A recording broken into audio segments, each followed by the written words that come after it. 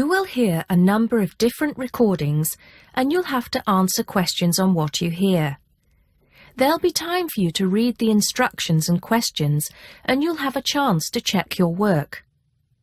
All the recordings will be played once only. The test is in 4 sections.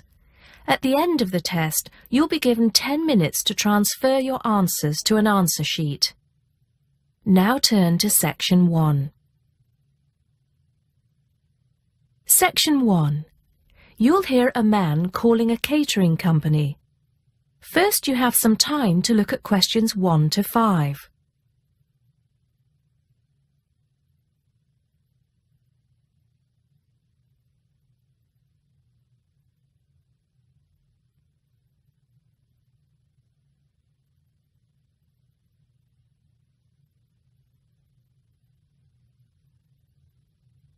You'll see that there is an example which has been done for you. On this occasion only, the conversation relating to this will be played first. Hello, 5-star caterers. Can I help you? Oh, yes. I spoke to you an hour ago about the arrangements for our end-of-term party. The man is calling about a party, so party has been written on the form. Now we shall begin. You should answer the questions as you listen because you will not hear the recording a second time. Listen carefully and answer questions 1 to 5. Hello, 5-star caterers. Can I help you? Oh, yes. I spoke to you an hour ago about the arrangements for our end-of-term party. Oh, that's right. It's Mr. Saunders, isn't it? Actually, it's Sanders. That's S-A-N-D-E-R-S. Oh, I'm sorry. I'll just get that down correctly on the form. Okay, Mr. Sanders, sorry about that. No problem. Well, I've got the details you asked for, so I thought I should call you back quickly and book. Good. Let's fill in the form, shall we? Great. First of all, can you give me a telephone number? Somewhere where you can be contacted during the day. Yes, it's 445-6786. 445-6786. Okay. And do you have a number where you can be contacted outside of office hours? Well, I'm at work till late in the evening, so use the same number, and if I'm not there, you can leave a message. Thanks. I'll make a note of that. And how many guests shall I put down? Okay, that's changed. So instead of the figure I gave you before of 85, it's now only 50. It's much lower, I'm afraid, because a lot of people can't make that date. That's not a problem.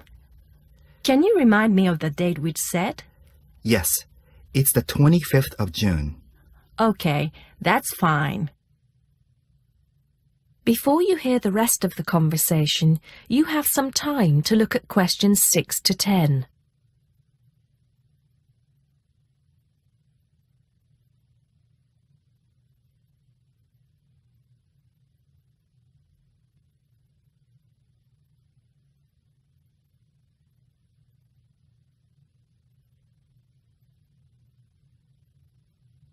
Now listen and answer questions 6 to 10. Now, did you have the chance to look at the tables on the website?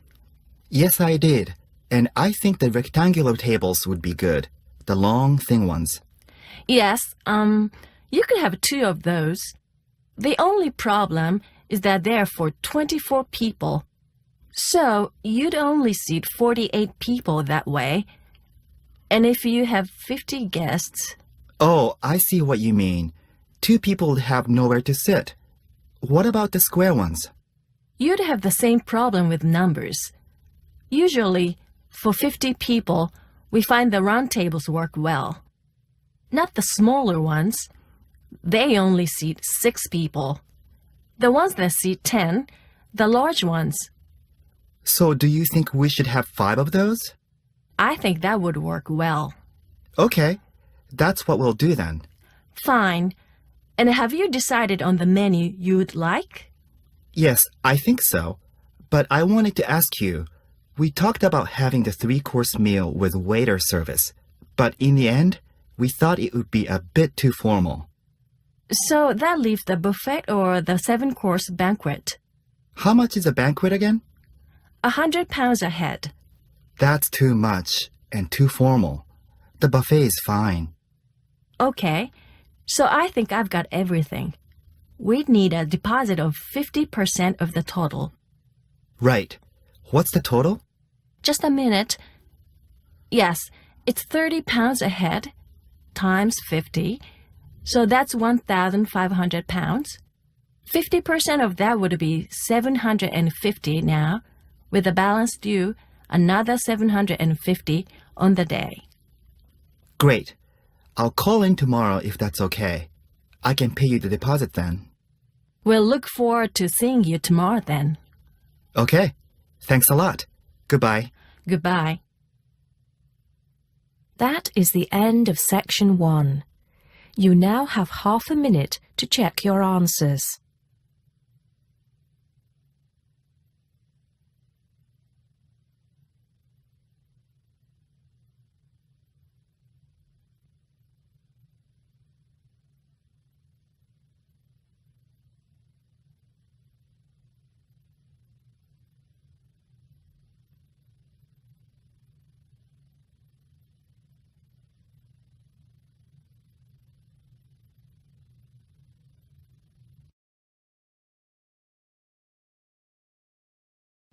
Now turn to section 2.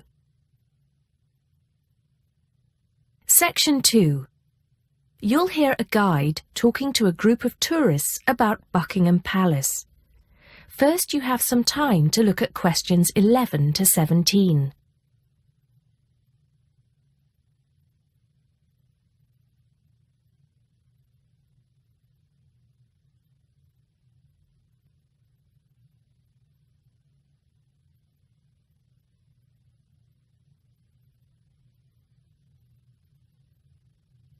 Now listen carefully and answer questions 11 to 17. Now, of course, Buckingham Palace is instantly recognisable to millions of people around the world. As we pass the palace, I'd like to tell you a few things about the history of this famous building. We think the first house was built here around 1624. In 1674, that house burned down and a new one was built, called Arlington House after its owner, the first Earl of Arlington. Then, in 1703, the first Duke of Buckingham changed the design of the house and the name. It was then known as Buckingham House. The building we see in front of us now has undergone many changes since it was first built. The east front, which is the part we see from the road, was added as part of the work done by Queen Victoria and was completed in 1850. But the palace has remained pretty much unchanged for nearly 100 years. The last major changes to the structure were made by King George V, who, in 1913, had the east front redesigned as a backdrop to the large memorial to Queen Victoria, which had just been placed outside the palace gates. Since then, only minor changes have been made. I should point out, though, that the palace was bombed 7 times during the Second World War, most seriously in 1940, when the palace's chapel was destroyed. Today, of course, it is the home of the royal family, but that wasn't always the case, although they did own most of the land it was built on. It was George IV who turned it into a palace, doubling its size when he became king in 1820. He had inherited it from his father, King George III, who, in 1761, had become the first royal owner of the building, though it was still not used as the home of the royal family, just as a private home for Queen Charlotte. It was known as the Queen's House at that time. King William IV finished the work after his brother, George IV, died. But King William never moved into the palace. In fact, in 1834, he offered it as a new home for Parliament after the Houses of Parliament were destroyed by fire. The offer was not accepted, though, and in 1837, when Victoria became Queen, the house became the main royal residence in London. However, Victoria and her husband, Prince Albert, found the house too small, so they carried out building work to further enlarge it. This included building the east front, which I've already mentioned as the part we are looking at now. Victoria was also responsible for moving the Marble Arch, built as a part of the palace itself in the 1820s, to where it stands today, separate from the palace on the corner of Hyde Park.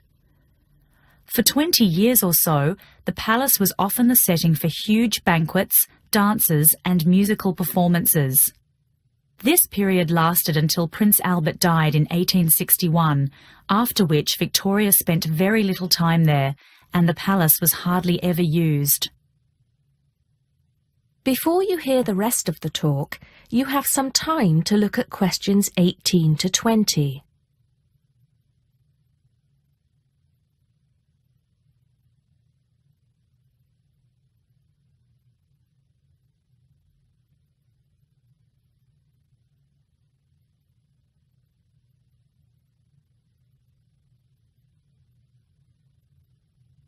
Now listen and answer questions 18 to 20. When Victoria died in 1901, Edward VII became king. He was responsible for most of the decoration inside that exists today, and the dark days of the later part of Victoria's reign were fairly quickly forgotten as the palace came back to life. The palace has been in continual use by the British royal family ever since. A lot of people ask me if they can visit the palace. One way is if you're lucky enough to be invited to one of the 3 garden parties usually held every year. As many as 8,000 people attend these, although most of them do not get to meet any members of the royal family, and they don't see much of the inside of the palace. The garden is, however, quite spectacular, and it is the largest private garden in London, with an artificial lake, 30 different species of bird, and over 350 different wild flowers, some of which are extremely rare. Inside the palace, there are 240 bedrooms, 92 offices, and 78 bathrooms. There are also 19 staterooms, which are used for official engagements and ceremonies. Members of the public are only allowed to visit the staterooms, and then only in August or September when the monarch is not there. It's worth it, though, because there's a lot to see in the staterooms, including examples of some of the world's best art with works by Rembrandt, Rubens, and Canaletto. The tour, which lasts up to 2.5 hours, ends in the garden, where you can see more of the outside of the palace not visible from the road. That is the end of section 2. You now have half a minute to check your answers.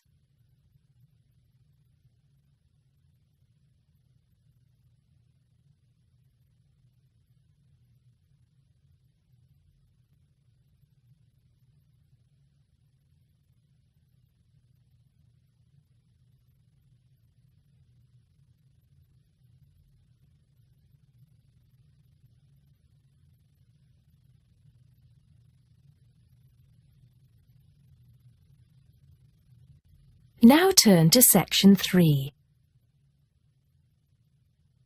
Section 3. You'll hear 2 university students discussing a social science lecture they attended. First, you have some time to look at questions 21 to 24.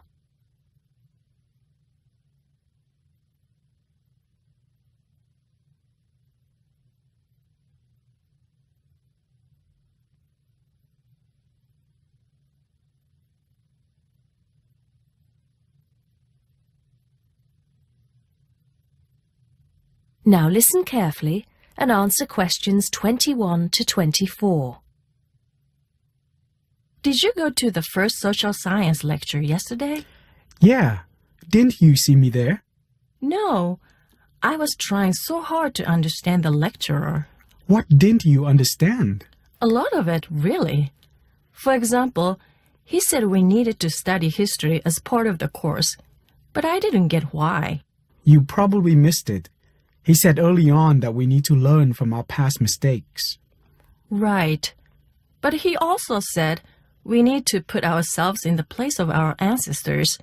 Why is that? I think the point is that it's not enough to know how they lived and what they did. We need to know what they thought. I see. And I've written transferable skills in my notes next, but I have no idea what that means. If you study social science, you learn skills that you can use in a job. Oh, right. Is that all? Okay, but why is that? The point he made was that in studying social science, you use a flexible and adaptable approach to learning. Before you hear the rest of the conversation, you have some time to look at questions 25 to 30.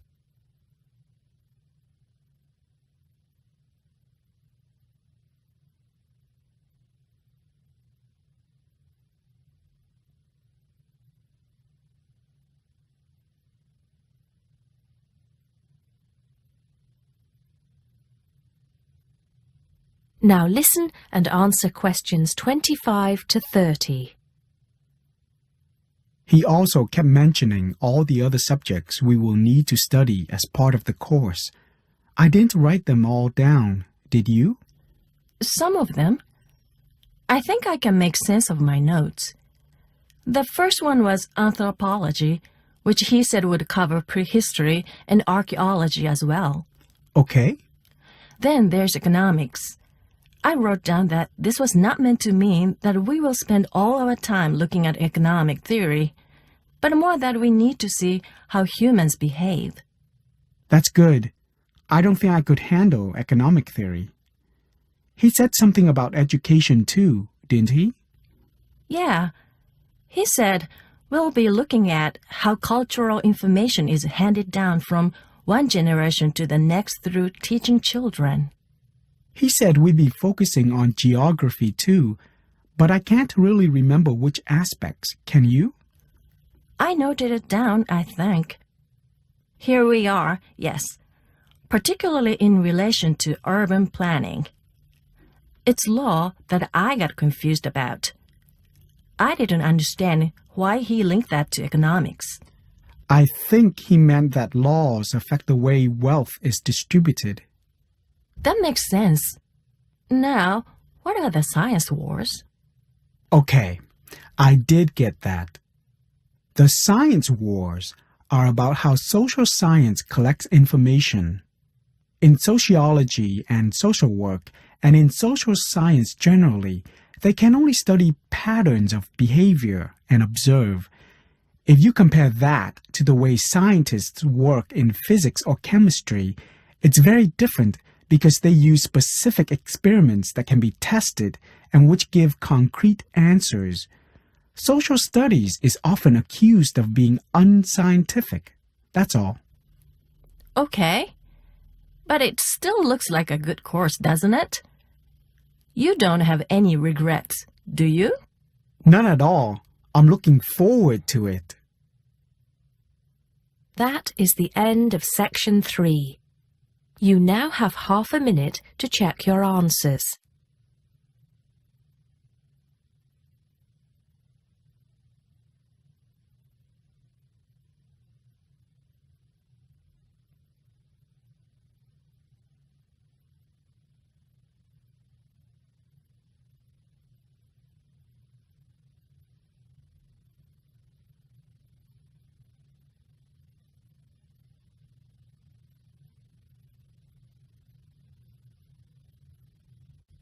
Now turn to section 4.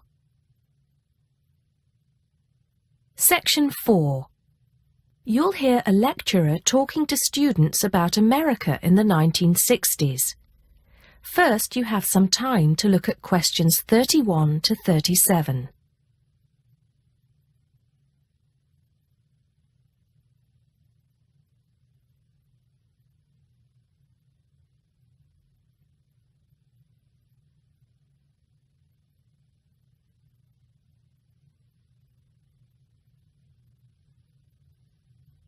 Now listen carefully and answer questions 31 to 37. We begin our examination of America in the 1960s with the usual caution. There is no sense in trying to understand any decade without looking at what came before. Those of you who still have outstanding coursework on the 1950s would do well to complete it now, if for no other reason than it will help make sense of the next series of lectures. But we must press on, and I'd like to begin my talk about the 60s with a reference to one of those things that came before, the post-war baby boom. With the end of the Second World War in 1945, there began in the USA an era of perceived prosperity and security. In short, people started to feel that the world was a much better and safer place to bring up children. So, at the start of the 60s, all those children born in the baby boom, 70 million in the US alone, were teenagers. As the 60s progressed, and as this large number of people approached adulthood, there was a noticeable shift in the balance of power, and young people began to have a voice in ways that were not considered possible in the more conservative atmosphere of the preceding decade. Things were moving forward at a rapid pace. The literature of the time brought out all the taboos. Everything was covered, such as race, in, for example, the book To Kill a Mockingbird. The role of women changed, and equality for women, well, let's just say that once certain books were published, women were no longer going to be satisfied with their roles as devoted wives and mothers. Through literature alone, the whole fabric of society was challenged, and by the end of the 60s, things would never again be as they had pretty much been for the preceding 40 years. It was a decade of protest, civil rights protests, feminism, the rights of minorities, the Vietnam War. All these causes led to peaceful and not so peaceful protests on college campuses and elsewhere. People had been given freedom of speech and they were going to use it. The crime rate rose to 9 times what it was in the 50s, as respect for the old order faded away. But it was also a time of great development. In medicine, the 60s saw the first heart transplant. In technology and the space race, where we saw the first American in orbit and lasers being invented at the start of the decade, and the first man on the moon, and the first primitive internet at the end. Before you hear the rest of the talk, you have some time to look at questions 38 to 40.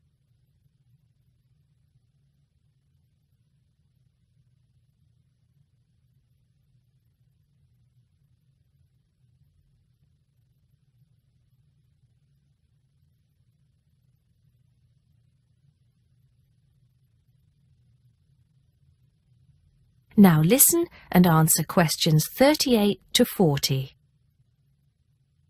None of this, good or bad, might have happened if things in 1962 had gone slightly differently. On October 16th, President John F. Kennedy met with his closest advisors at the White House. They had obtained photographic evidence showing that Cuba was building or installing nuclear weapons.